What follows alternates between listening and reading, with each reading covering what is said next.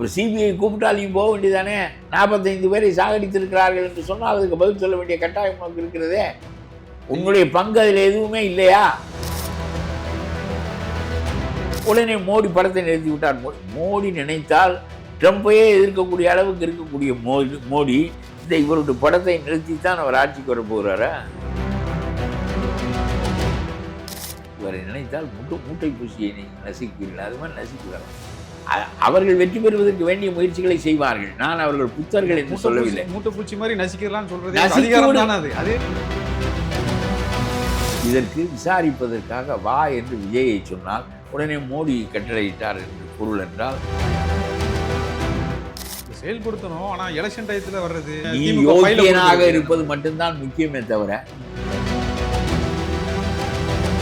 தேர்தல் சமயத்தில் சொன்னார் எதிர்கட்சி என்பதற்காக பிடித்தாய், வேண்டுமென்றே பிடித்தாய், பழி வாங்குவதற்காக பிடித்தாய், நான் யோகியன் என்னை பிடித்தான் என்று சொல்ல வேண்டுமா இல்லையா? காமராஜரின் மீது ஒரு வழக்கு வந்ததா?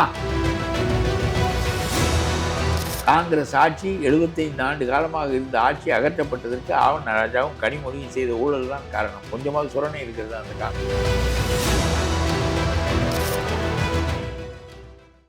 வணக்கம். நம்மோடு இன்று இணைந்திருப்பவர் தமிழ்நாடு தன்னுரிமை கழகத்தின் நிறுவனர் பழக்கருப்பியா அவர்கள். வணக்கம் சார். இல்லை, எடப்பாடி அவர்கள் இடையில எங்க கூட்டணியில பெரிய கட்சி வரும்னு சொல்லியிருந்தாரு. அந்த பெரிய கட்சியை எல்லாருமே டிவிகே விஜய் அப்படிங்கிற மாதிரி தான் பேசிட்டு இருந்தாங்க. யார் விஜய் கருதி இருப்பார்கள். ஆனால் டிவிகே யாரு இன்னொருத்தர் யாரு சொன்னீங்க? நான் ஆரம்பத்தில் இருந்தே ஒரு சேஃப் பாலிடிக்ஸ், பாதுகாப்பான அரசியல் விஜயும் கூட இருந்தால் நல்லது என்கின்ற எண்ணம் எடப்பாடிக்கு எப்பொழுதும் இருந்தது. ஏங்க, இந்த கரூர் இதுல உனக்கு ஆதரவு தெரிவித்து பேசினதே எடப்பாடி தான். உனக்கு அதெல்லாம் சிந்தனையில படாது.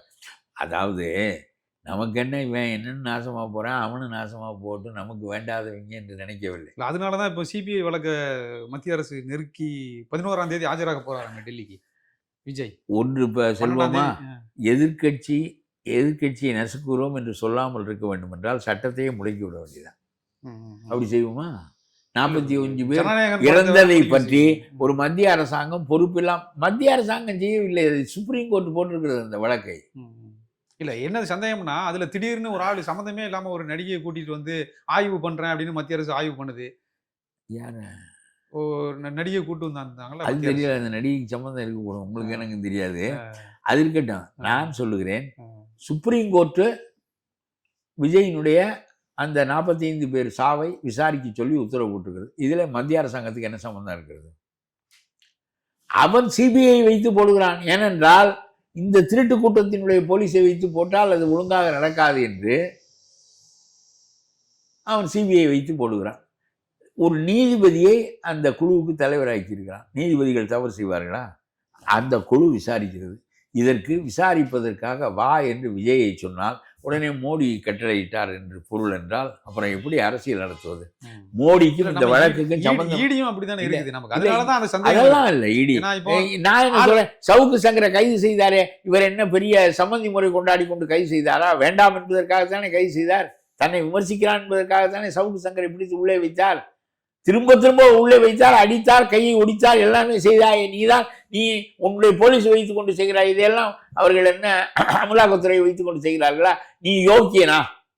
ஒரு தடவை யோக்கியன் என்று மெய்ப்பித்து விட்டு அமலாக்கத்துறையை தவறாக ஆக்கு பார்ப்போம். அவ்வளவு பேரும் நாள்தோறும் கொள்ளையடிக்கிறீர்கள். எந்த மந்திரி யோக்கியன் என்று சொல்வதற்கு ஒரு மந்திரியும் இல்லை, நீ உட்பட. அப்புறம் அமலாக்கத்துறை முடக்கி வைப்போமா? இப்படி சொல்லி விடுவார்கள் என்பதற்காக நாம் முடக்கி வைத்தால் பிறகு திருடர்கள் தன்போக்குக்கு ஆட மாட்டார்களா என்று கேட்கிறேன் நான். இப்பொழுது இந்த அமலாக்கத்துறை இருக்கிற போதே நீ தண்ணி காட்டுகிறாயே. 30 ஆண்டுகளுக்கு வழக்கு நடத்துகிறீர்கள். துரைமுருகன், ஒவ்வொருவரும், துரைமுருகன், பொன்முடி, அவர் இவர் எல்லார் மேலும் வழக்கு இல்லாத மந்திரியே கிடையாது. சிறைக்கு போய் 1.5 ஆண்டுகள் போய்விட்டு வந்த பிறகும் ஒரு மந்திரி ஆவார் நம்முடைய செந்தில் பாலாஜி. அப்புறம் அமலாக்கத்துறைக்கு வரம்புக்குட்பட்டு தானே செயல்படுகிறார்கள். வந்தால் உள்ள பணம் எடுக்கிறார்களே. நேருவினுடைய வீட்டில் போய் 1800 கோடி எடுத்தது அமலாக்கத்துறை. வேறொரு காரியத்திற்காக போய் எடுத்தால் அது அமலாக்கத்துறை எடுத்தால் பழி வாங்குவதா? டிஜிபி 40 அடி சாலையை 30 அடி சாலையாக போட்டிருக்கிறார்கள். 100 கிலோமீட்டர் தூரத்திற்கு பல 100 கோடிகளை அடித்து விட்டார்கள் என்று சொல்லி ஆன்டி கரப்ஷன் விஜிலன்ஸ் கமிட்டி சொன்னது. அது பொதுவான கமிட்டி, விஜிலன்ஸ் கமிட்டி அது சொன்னது. வழக்கு பதிவு செய்யவில்லையே. நீ செய்வது சார்புடைய செயலா அல்லது அவர்கள் அமலாக்கத்துறையை வைத்து ஏவினால் உங்களுடைய வீட்டில் கட்டுக்கட்டாக வருகிறதே நோட்டு? என்ன தப்பு? அவர்களை செயல்படுத்த வேண்டாம் என்று சொல்லிவிடுவோமா? இல்ல செயல்படுத்தணும். ஆனா எலெக்ஷன் டயத்துல வர்றது இது எல்லா காலத்திலும் இப்பதான் போய் ஆளுநர்கிட்ட போய் நீ யோகியனாக இருப்பது மட்டும்தான் முக்கியமே தவிர அதுக்கு தேர்தல் காலம் என்றில்லை, தேர்தல் அல்லாத காலம் என்றில்லை. நான் யோகியன், என் மீது படையெடுத்தார்கள். எதை கண்டுபிடித்தார்கள் கேள், நான் ஒப்புக்கொள்கிறேன். நேரு வீட்டுக்கு போனால் அழுகிறார்கள், பொன்முடி வீட்டுக்கு போனால் அழுகிறார்கள், எல்லார் வீட்டிலும் அழுகிறார்கள், எல்லாரின் மீதும் வழக்கு இருக்கிறது. தேர்தல் சமயத்தில் சொன்னாய் எதிர்கட்சி என்பதற்காக பிடித்தாய், வேண்டுமென்றே பிடித்தாய், பழி வாங்குவதற்காக பிடித்தாய். நான் யோகியன் என்னை பிடித்தான் என்று சொல்ல வேண்டுமா இல்லையா? காமராஜரின் மீது ஒரு வழக்கு வந்ததா? ராஜாஜியின் மீது ஒரு வழக்கு இருந்ததா? நாட்டிலே யோக்கியமான மனிதர் எவன் மீதாவது வழக்கு போட முடியுமா? கலைஞர் மீது தான் வழக்கு இல்லை. கலைஞர் மீது தான் இந்திரா காந்தி காலில் கும்பிட்டு விழுந்து சர்க்காரியா கமிஷனை முடித்து கொண்டாரு. அவர் தான் முதலில் தொடங்கி வைத்தவர். அப்புறம் என்ன, அவன் நான் ராஜா தானே காங்கிரஸ் ஆட்சியை போக்கினார். காங்கிரஸ்காரன் இதை நினைத்தால் சேருவானா இவனோடு? 1,70,000 கோடி ஆவண்ணா ராஜாவும் கனிமொழியும் டெல்லி சிறைச்சாலையிலே 1.5 ஆண்டுகள் இருந்தார்கள். அதை நினைத்தால் காங்கிரஸ் ஆட்சி அகன்றதற்கு மோடி ஆட்சிக்கு வந்தது எதை சொல்லி வந்தார்? ஒரே ஒரு விஷயத்தை தான் சொன்னார். மோடியை ஆட்சிக்கு கொண்டு வந்தது 2 பேர், அதானியினுடைய பணம், ஆவண்ணா ராஜா கனிமொழியினுடைய ஊழல். அவர் பேசியதே ஒன்றுதான் அரசியல் என்று பேசினார். 1,70,000 கோடிக்கு எத்தனை சைபர் போட முடியும் என்று உங்களுக்கு தெரியுமா? இவ்வளவு கோடி அடித்து விட்டார்கள் திமுக மந்திரிகள் காங்கிரஸ் கூட்டணி அரசாங்கத்திலே இருந்து என்று சொன்னார். மக்கள் எதிர்த்து வாக்களித்தார்கள். காங்கிரஸ் ஆட்சி 75 ஆண்டு காலமாக இருந்த ஆட்சி அகற்றப்பட்டதற்கு ஆவண்ணா ராஜாவும் கனிமொழியும் செய்த ஊழல் தான் காரணம். கொஞ்சமாவது சுரணை இருக்கிறதா அந்த காங்கிரஸ்காரனுக்கு? 1.5 ஆண்டுகள் சிறையில் இருந்தார்களே, கொஞ்சமாவது சுரணை இருக்கிறதா? மோடி யாருக்கு நன்றி சொல்ல வேண்டும்? ஆவண்ணா ராஜாவுக்கு தான் நன்றி சொல்ல வேண்டும். சொல்லவில்லையே மோடியே. உன்னால் தானப்பா நான் வந்தேன், நீ இவ்வளவு பெரிய காரியத்தை செய்ததினால் தான் நான் வர முடிந்தது என்று சொல்லவில்லையே மோடி. நன்றி இல்லாதவர் மோடி. ஆகவே இந்த காங்கிரஸும் திமுகவும் கட்டி கொண்டு அழுகிறாரு. இல்லை, அதை நான் என்ன சொல்ல வந்தோம்னா, இப்போ அவர் எடப்பாடி அவர்கள் வந்து பெரிய கட்சி வரும்னு டிவிக்கே நம்ம நம்பி அரசு புரசெல்லாம் பேசிட்டு இருந்தாங்க. இப்போ நீங்கள் வந்து அந்த சிபிஐ வழக்குக்கு டெல்லிக்கு வர வைக்கிறதும் ஜனநாயகன் படத்தை தடை பண்றதும் அதுக்கான இல்லை. நான் ஒன்று திரும்ப சொல்கிறேன், மோடி போட்ட வழக்கில்லை இது. நீதிமன்றம் இந்த வழக்கை எடுத்துக் கொண்டிருக்கிறது. ஒரு நீதிபதியின் தலைமையில் இந்த புலனாய்வு குழு செயல்படுகிறது. சிபிஐ அதற்கு கீழே தான் செயல்படுகிறது. ஆகவே அவர்கள் செயல்படுவதற்கு விஜயையும் வர சொல்வார்கள், அவர்களும் வருவார்கள். சிபிஐ என்பது ஒரு புலனாய்வு. போலீஸ் ஸ்டேஷனுக்கு தானே உங்களை கூப்பிடுகிறான். நம் வீட்டுக்கு வருகிறான் அவன், வர சொல்ல வரேன், வெளியே போயிருக்கிறான், வந்தவன் வர சொல்லு அப்படின்னு சொல்லிட்டு நம்ம தானே போகிறோம். அப்புறம் சிபிஐ கூப்பிட்டாலையும் போக வேண்டியதானே? 45 பேரை சாகடித்திருக்கிறார்கள் என்று சொன்னால் அதுக்கு பதில் சொல்ல வேண்டிய கட்டாயம் உனக்கு இருக்கிறதே. உன்னுடைய பங்கு அதில் எதுவுமே இல்லையா? நான் கேட்கிறேன். இந்த காலம் தாழ்ந்து வந்து அந்த காரை கொண்டு போய் கூட்டத்திற்குள் விட்டு என்னென்ன சொல்லுகிறான் என்பதை அப்புறம் பார்ப்போம். இந்த வழக்கு அப்போ நிரூபணமானா ஒருவேளை அப்போ என்டிஏ கூட்டணிக்கு விஜய் வர வாய்ப்பு இருக்கா? யாரு இந்த வழக்கு, சிபிஐ வழக்கு? அது எனக்கு தெரியாது. இவருடைய மனநிலை எப்படி செயல்படும் என்று நான் ஊகித்து சொல்ல முடியாது. இல்லை, நெருக்கடிகள் வந்தால் அப்புறம் அரசியல் மாறும். ஆனால் நெருக்கடி என்பது நீங்கள் திரும்ப திரும்ப என்ன, இந்த முதலமைச்சர் ஒரு வாய் ஓயாமல் புழுகுவார்.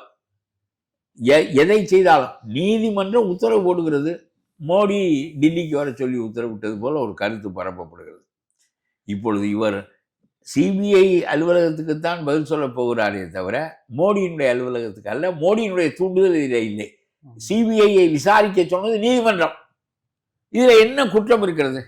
ஒரு தணிக்கை குழு ஒருவர் இதில் அரசியல் இருக்கிறது என்று எதிர்ப்பு தெரிவித்தால் உடனே அதை விசாரிப்பது என்பது அந்த தணிக்கை குழுவினுடைய வேலை. அதை விசாரிப்பதற்குள் நீ கோர்ட்டுக்கு போய்விட்டாய். சரி, கோர்ட்டு உன்னை விடுதலை செய்துவிட்டு முடிந்து விட்டது, படத்தை வெளியிடு. உடனே மோடி படத்தை நிறுத்தி விட்டார். மோடி நினைத்தால் ட்ரம்பையே எதிர்க்கக்கூடிய அளவுக்கு இருக்கக்கூடிய மோடி இந்த இவருடைய படத்தை நிறுத்தித்தான் அவர் ஆட்சிக்கு வர போகிறாரா? தமிழகத்தை பிடிக்கணும்ல. தமிழகத்து இவர் கையில் தான் இருக்கா தமிழகம். அதெல்லாம் சும்மா பேச்சு. அதெல்லாம் எதற்கெடுத்தாலும் மோடி மோடி மோடி மோடி. ஜனநாயகன் வரவில்லை என்றால் மோடி, விஜயை டில்லிக்கு வர வைத்தால் மோடி, அதுக்கு நீதிமன்றம். யார் இந்த வழக்கை நடத்துகிறார்கள் என்றே அரசியல் புரியாமல் பேசுகிறார்கள். நீதிமன்றம் தானே இதை நடத்துகிறது இந்த வழக்கை. இல்ல வட மாநிலங்கள்ல பல கட்சிகளை அப்படிதானே எடுத்திருக்காங்க. அதனால வட மாநிலங்களில் எடுத்தவர்களை நீங்கள் குறிப்பிட்டால் நான் ஒப்புக்கொள்கிறேன். எனக்கு நீங்கள் எடுத்து காட்டினால் ஷிண்டேயை கொண்டு வந்து மராத்திய ஆட்சியை பிடித்தார்கள். இதெல்லாம் அரசியலில் நடக்கக்கூடியதுதான். இந்திரா காந்தி செய்ததுதான், மற்றவர்கள் செய்ததுதான். எல்லாரும் சரத்பவார் கட்சியெல்லாம் அரசியல் என்பது வேறு. ஆனால் நான் என்ன சொல்லுகிறேன் என்றால், நீ அதுக்கு அப்பாற்பட்டவனாக இல்லையே. You are not above that level. நீ அதுக்கு உள்கையாகத்தான். நீ போய் 45 பேர் சாவதற்கு காரணமாக இருந்து விட்டு வந்திருக்கிறாய். பிறகு உன்னை கூப்பிட்டு விசாரிக்காமல் இந்த வழக்கை எப்படி முடிப்பது? அதனால எல்லாவற்றுக்கும் இது பழிவாங்கும் செயல் என்றால், உண்மையான குற்றங்கள் நடக்கின்ற போது குற்றங்களை விசாரிப்பதற்கே இல்லாமல் போய்விட்டால் நாட்டில் குற்றங்கள் பெருத்து விடும். ஏன் கவர்மெண்ட்னு ஒருத்தன் இருக்கானா இல்லையான்னு கேட்பானா இல்லையா? நடவடிக்கை எடுத்தால் பழி வாங்குகிறான் என்று சொல்லுவீர்கள். நடவடிக்கை எடுக்கவில்லை என்றால் வேணாம் இருக்கானா இல்லையா? ஐயா கவர்மெண்ட்டு என்ன பண்ணுறான்? கேட்க மாட்டார்களா?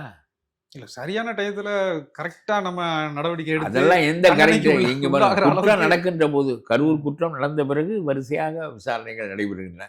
இதில் நீதிமன்றம் அங்கே செய்வது பூராவும் நீதிமன்றம், இங்கே செய்வது பூராவும் சினிமா தணிக்கை குழு. இதுல மோடி நினைத்தால் இங்கே பாருங்க, ஒரு மத்திய அரசாங்கம் வைத்திருக்கிற இங்கிருந்து பாகிஸ்தானுக்கு ஒரு ஏவுகணையை பயங்கரவாதி இருக்கின்ற வீட்டுக்கு நேரே அனுப்பி அவனை மட்டும் கொண்டு விட்டு ஏவுகணை திரும்ப வருகின்ற அளவுக்கு வலிமை உள்ள அரசாங்கத்தினுடைய ஒரு தலைவன். இவரை நினைத்தால் மூட்டை பூசியை நீங்கள் நசிக்கிறீர்கள், அது மாதிரி நசிக்க விடலாம். ஜனநாயகம் உன்னுடைய உரிமையை சொல்லு, வெற்றி பெறு இல்லை தோல்வியடை. அவர்கள் வெற்றி பெறுவதற்கு வேண்டிய முயற்சிகளை செய்வார்கள். நான் அவர்கள் புத்தர்கள் என்று சொல்லவில்லை. மூட்டை பூச்சி மாதிரி நசிக்கலாம்னு சொல்றது அதுவே உங்களுக்கு அது செய்யவில்லை. அவர் அது எளிதாக செய்துள்ளார். ரொம்ப கேடாக நடத்துவது என்று முடிவு செய்தால் ஒரு வெளிநாட்டு அதிபரை போய் தூக்குகிறார் பாருங்கள் ட்ரம்ப். எவ்வளவு மோசமான செயல் செய்கிறாரே. அவர் கையில் அதிகாரம் இருக்கிறது என்று செய்கிறாரே. வெளிநாட்டுக்கு போய் அந்த அதிபரை இரவு தூங்குகிற போது அந்த நாட்டில் படை இருக்கிறது, போலீஸ் இருக்கிறது, இராணுவம் இருக்கிறது, எல்லாம் தூக்கி கொண்டு வந்து விட்டாரே. கைதியாக நீதிமன்றத்தில் நிறுத்துகிறாரே. இது நியாயமான செயல் என்று எவனாவது சொல்லுகிறானா? செய்கிறாரே. அதுதான் நடக்கிறது. அதாவது எண்ணெய் வளம் வேண்டும், ஆகவே எவனை வேண்டுமானாலும் இவர்கள் தூக்குவார்கள் அமெரிக்கா. சரி, அதே மாதிரி கனிம வளம் வேண்டும், அதனால உக்ரைனோடு போர், 4 ஆண்டுகளாக போர். எவனும் நியாயமாக இல்லை. திபேத் இருக்கிறதே, திபேத்தை தூக்கி விட்டார்கள் சீனர்கள். இந்த தைவான் இருக்கிறதே, அதை முழுங்குவதற்கு நேரம் பார்த்து கொண்டிருக்கிறார்கள். எவனாவது ஒரு யோக்கியன், வலிமை உள்ளவன், யோக்கியனாக நடந்து கொள்கிறேன் என்று சொல்வதற்கு அசோகனா நாட்டை ஆளுகிறான். நான் சொல்வது தெரிகிறதா? அடுத்தது தைவானை தூக்க போகிறது சீனா. அடுத்தது வெனிசுலாவுக்கு அப்புறம் கிரீன்லாண்டுக்கு போக போகிற வரிசையாக செய்வார்கள். வெக்கமில்லை என்று முடிவுக்கு வந்துவிட்டால் ஸ்டாலின் எப்பொழுதாவது ஊழலை பற்றி வெக்கப்படுகிறாரா? உதறி விட்டோம். இனிமே என்ன? தமிழ்நாட்டிலே பெரிய அளவுல ஊழல் பத்தின இதே இல்லையே. ஏன் தெரியுமா? 8 கட்சி கூடவே இருக்கிறேன், அவன் அதை பற்றி பேசுவதே இல்லை. திருமாவளவன், கம்யூனிஸ்ட் கட்சிகள், வைகோ, யாரும் பேசுவதில்லை. ஏதோ புத்தர் நாடாளுகிறார் என்பது போலத்தான் அவர்கள் பேசுகிறார்கள். இல்ல, பெரிய அளவுல யார் மேல ஊழல் இருந்தாலும் அது ஆட்சி இருக்கட்டும், தப்பு செய்தவன் உள்ளே போகட்டும் என்று சொல்லி திமுக ஆட்சி இருக்க வேண்டும் என்று நாங்கள் விரும்புகிறோம். அது தவறு செய்வதற்காக அல்ல, ஊழல் செய்வதற்காக அல்ல என்று சொல்வதற்கு எந்த உடன்கட்சியாக தயாராக இருக்கிறதா? இல்லையே. ஆக இங்கே வருங்க, ட்ரம்ப் செய்வதும் சரி, நம்முடைய ஸ்டாலின் செய்வதும் சரி, என்ன அவர் நேரு மீது வழக்கு பதிவு செய் என்று சொன்னால் டிஐஜி பதிவு செய்ய மறுக்கிறார். ஒரு ஜனநாயகன் படத்துக்காக நீங்க ட்ரம்ப் வரைக்கும் இழுத்து கொண்டு போயிட்டீங்க. இல்லை, எல்லாரும் இப்படித்தான் நடத்துகிறார்கள். ஆனால் நான் சொல்லுகிறேன், இதில் மோடியின் பங்கு இருந்தால் சொல். மோடியின் பங்கு ஒரு தணிக்கை குழுவில் வந்தால் இருக்க வேண்டும். ஏங்க, பாகிஸ்தானுக்குள் ஊடுருவி ஏவுகணையை அனுப்பி ஒழிக்க தெரிந்த ஒரு மனிதன், அவ்வளவு வலிமையான மனிதன் வரை இருக்கிற இடம் தெரியாமல் நசுக்கி விட்டு போய்விடலாம். அதெல்லாம் இல்லை, ஒன்று பேச விடுகிறார்கள். நமக்கு ஒரு பலம் பேசுறது சும்மா அரசியலுக்காக பேசுறாங்க. யாரு? காங்கிரஸ் கட்சியில் உள்ளவங்கலாம். காங்கிரஸ் கட்சியில் உள்ளவர்கள் ஸ்டாலினை நெருக்குவதற்காக இவரை இந்த பூச்சாண்டிக்கு கொடுத்துருவேன்னு சொல்லி பிள்ளைக்கு சோறு விட்டுவது போல. பூச்சாண்டிக்கு கொடுத்துருவேன்னா என்ன, இந்த காக்கை அங்கே ஒன்று நிற்கும், அதுக்கு போட்டுறவான்னு அந்த பிள்ளை வாய் திறக்கும். அது மாதிரி தான் இது. ஸ்டாலின்கிட்ட அதிக இடங்கள் வாங்குவதற்காக இவர்கள் செய்கின்ற நாடகம் அது உண்மை இல்லை. இன்னொரு தடவை திருப்பி சொல்லுகிறேன், தணிக்கை குழு செய்கின்ற காரியத்திற்கு மோடி பொறுப்பு. நீதிமன்றம் விஜயை வா என்று உத்தரவிட்டால் நீதிமன்றத்தால் நியமிக்கப்பட்ட சிபிஐ அதற்கும் மோடி பொறுப்பு. மோடி நான் சிறந்த ஆட்சியை நடத்துகிறார் என்றோ அது வேறு அரசியல். நீங்கள் என்னை கேட்டால் மோடி அரசியலை பற்றி தெளிவாக பேசுவோம். அவர் சங்கி, அது அவருடைய கொள்கை, அதில் பேச்சே இல்லை. நான் என்னை இந்து என்று நினைப்பதில்லை. என்ன தமிழ் சமயங்கள் இருக்கின்றன, நாம் தமிழ் சமயங்களை சார்ந்தவர்களை தவிர இந்து என்று சொல்லி இந்தியா முழுவதற்கும் ஒரு மதம் இருக்கிறது. அதில் நான் ஒரு உறுப்பு என்று சொல்வதை நான் ஒப்புக்கொள்வதில்லை. எங்களுக்கு தனி மதம் இருக்கிறது, எங்களுக்கு தனி மொழி இருக்கிறது, தனி இனம் இருக்கிறது, தனி மதம், சைவம் இருக்கிறது, வைணவம் இருக்கிறது, குலதெய்வ வழிபாடு இருக்கிறது, எல்லாம் இருக்கிறது. இந்த ஸ்டாலினுக்கு தான் இதெல்லாம் அறிவியலை தைக்கவில்லை, ஸ்டாலினுக்கு தைக்கவில்லை, கருணாநிதிக்கு தைக்கவில்லை, நீதி கட்சிக்கு தைக்கவில்லை. இந்து அறநிலையத்துறை என்று வைத்திருக்கிறாய். எதற்கு இந்து அறநிலையத்துறை என்று வைத்திருக்கிறாய்? தமிழ் சமயங்கள் மற்றும் வேத மத அறநிலையத்துறை என்று வை. பிராமணனும் உள்ளே வந்து விடுவான், அவன் மதத்தை அவன் கடைபிடிக்கட்டும், நம்முடைய மதத்தை நாம் கடைபிடிப்போம். வெட்டி சண்டை போய்விடுமா இல்லையா? நீ இந்து மதம் என்று வைத்தால் அவன் தான் ஆதிக்கம் செலுத்துவான், அவனுடைய சமஸ்கிருதம் தான் ஆதிக்கம் செலுத்தும். நீ இந்து மதம் என்று வைத்திருக்கின்ற வரையிலும் கோவிலில் சமஸ்கிருதம் இருக்கும். நீ தமிழ் சமயங்கள் என்று வை. நான் சொல்லுகிறேன், பிராமணனுக்கு நம்முடைய மதத்தோடு ஒட்டிய இன்னொரு மதம் இருக்கிறது, அது வேத மதம். அவன் என்ன சொன்னாலும் வேதத்தை சமஸ்கிருதத்தை விடமாட்டான். அவன் நீ ஒரே மதம் என்று சொன்னால் முதியிலே ஏறுவான். நீ தனி மதம், நான் தனி மதம் என்றால் அவன் வேலையை பார்க்கட்டும், நாம் நம் வேலையை பார்ப்போம். அவன் ஆதிசங்கரரை பின்பற்றட்டும், நாம் திருமூலரை பின்பற்றுவோம். இந்த மடாதிபதிகளை பின்பற்ற முடியாது. மடாதிபதிகள் சோற்றால் அடித்த பிண்டங்கள். இந்த திருவாடுதுறை, குன்றக்குடி இதெல்லாம் இருக்குது. முருகனுக்கு தீபமேற்று என்று சொல்வதற்கு இவர்களுக்கு யோக்கியதில்லை. இவனெல்லாம் மடாதிபதியா? பல்லக்கேறுவதற்கு கிடந்து அலைகிறார்கள். பல்லக்கேறுவதற்கும் பாண்டியாக்காரில் ஏறுவதற்கும். முருகனுக்கு தீபமேற்று என்று சொல்ல ஒரு சைவ மடாதிபதியால் கூட முடியவில்லை. போய் கடைசியில் இந்துத்துவாக்காரன் தான் நீ சொல்லுகிறான். நீ சொல்ல வேண்டுமா இல்லையா? முருகனுக்குரியதானே மலை, முருகனுக்குரியதானே கார்த்திகை தீபம், கார்த்திகை மாதத்தில் கொண்டாடுவது அவனுக்காகத்தானே. அதை செய்ய என்று சொல்ல திருவாடுதுறையால் முடிந்ததா? என்னென்னமோ மடம் வைத்திருக்கிறார்கள். இந்த குன்றக்குடி மடம் வரையிலும் போய் ஸ்டாலினுக்கு 6 கால பூஜை செய்கிறார்களே தவிர எல்லாம் 3000 ஏக்கர் நேரத்தை வைத்துக் கொண்டு எல்லாம் பிச்சலாட்டம். ராமர் கோயிலுக்கு தான் போயிட்டு வந்தாங்க. எதற்கு? ராமர் கோயிலுக்கு போவார்கள். அதிகாரம் எங்கெல்லாம் இருக்கிறதோ அங்கெல்லாம் போவார்கள். முருகனுக்கு பேச மாட்டார்கள். முருகனுக்கு ஒரு நீதிபதி பேசுகிறார். முருகனுக்காக இந்த மடாதிபதிகள், சைவ மடாதிபதிகள் தான் இவர்கள் எதற்கு வந்தார்கள்? சைவத்தை காப்பாற்றுவதற்கு தான் வந்தார்கள். இவர்களுடைய மதம் இந்துவா இல்லையா என்று இவர்களுக்கு தெரியுமா? இவர்களுக்கு புத்தி இருக்கிறதா? உன்னுடைய மதம் இந்துவா? நான் கேட்கிறேன். திருமூலனை, திருநாவுக்கரசரை, அப்பரை, திருநாவுக்கரசரை, மாணிக்க வாசகரை, பட்டினத்தாரை, சேக்கிழாரை பின்பற்றுகிற மதம் நீ. உனக்கு என்ன அவனோடு வேலை? எதுக்கு இந்து மதம் என்று சொல்லுகிறாய்? அதெல்லாம் இந்து மதம்லாம் கிடையாது, நீ வேத மதம். நான் சொல்கிறேன் தெளிவாக, எனக்கு பிராமணனோடு சண்டை போடுவது நோக்கம் இல்லை. உன்னுடைய மதத்தை நீ வைத்துக்கொள்.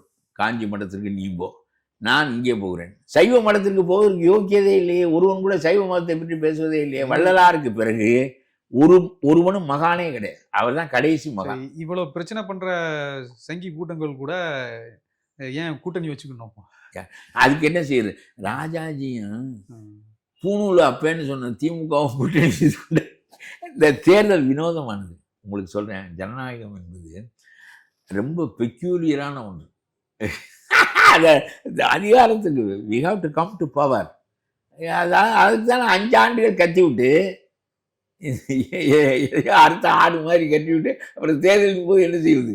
அது சங்கியாவுக்கு பொங்கியாவது ஆட்சிக்கு வர வேண்டும். சங்கி இங்கே ஆட்சிக்கு வருவதென்றால் நான் அதை பற்றி இங்கே வரப்போவது எடப்பாடி என்றால் மாற்று கட்சி. அது ஒரு திராவிட கட்சி தான், அதுவும் ஒரு எம்ஜிஆர் வளர்த்த கட்சி தான். கூடுதல் காலம் ஆண்டவர்கள் அவர்கள் தான். ஒன்றும் பெரிய தப்பாக அம்மாவோ எம்ஜிஆரோ உங்களை விட ஒழுங்காகத்தான் ஆண்டார்கள், நான் சொல்லுகிறேன். அதனாலே இப்போ உங்களுக்கு தெரிகிறதா, தேர்தல் என்பது அப்படித்தான். நான் சொல்லுகிறேன், அண்ணாவும் ராஜாஜியும் சேர வேண்டிய கட்டம் வந்தது என்றால், பூநூலை அற்கின்றவனும் பூநூலை போட்டுக் கொள்ளுகின்றவனும் ஒன்றாக சேர முடிந்தது என்றால், பூநூலை பிடித்துக்கொள்ள அவன் அத்தாலும் அத்து விடுவான், ஆனாலும் போட்டு விடுவான் அவனுக்கு ஓட்டு என்று ராஜாஜி சொல்ல முடிந்தது என்றால், இந்த வினோதமெல்லாம் இந்த ஜனநாயகத்திலே தான் நடக்கும். உங்களோட கருத்துக்களை மிக தெளிவாக முன் வச்சதுக்கு ரொம்ப நன்றி சார்.